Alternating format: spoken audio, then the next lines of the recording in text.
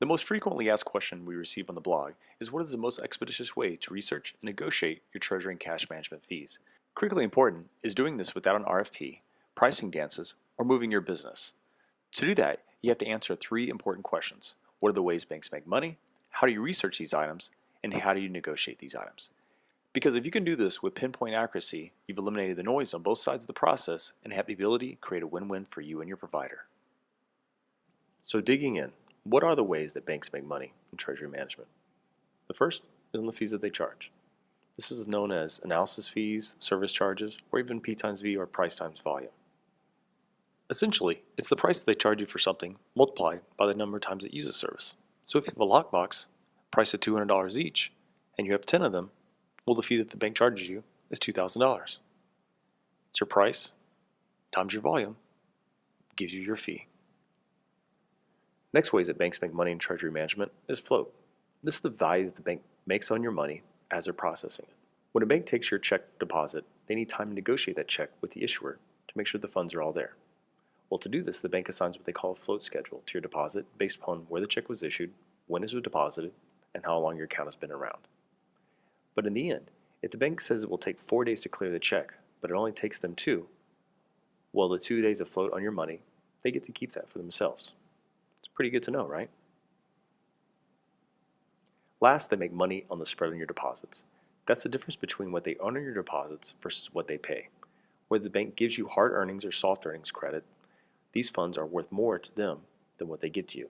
The difference between what the bank earns on those funds and what they pay you is known as a spread on your deposits. Another good one to know, right? Your next objective will be how do you research these three items?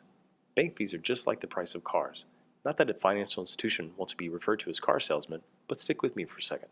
Because bank fees have blue book pricing, just like a car. There's one by Phoenix Sect and one by AFP.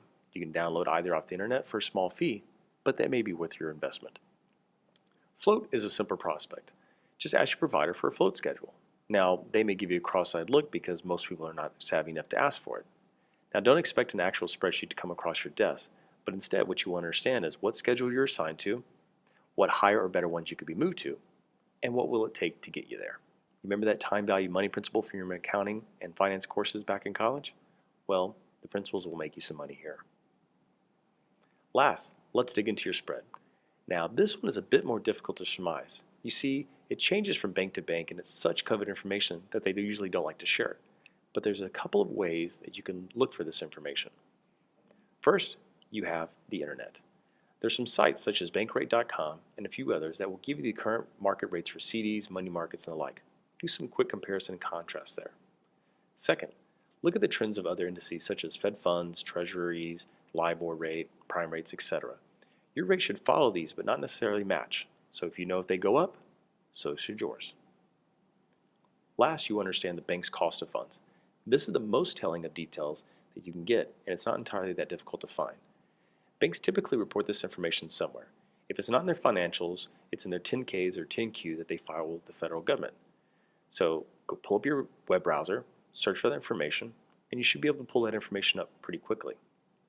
Now, since these documents are usually PDFs, which are easily searchable, download them off the internet, pull them up, plug in a variation of cost of funds or cost of capital, and voila, you have some very telling information.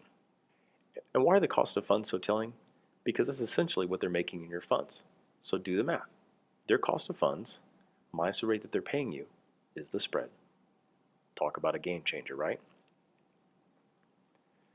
Now, we've seen hundreds of negotiations, and there's some definite do's and don'ts of negotiating. So to keep it simple, we're going to give you our top 5.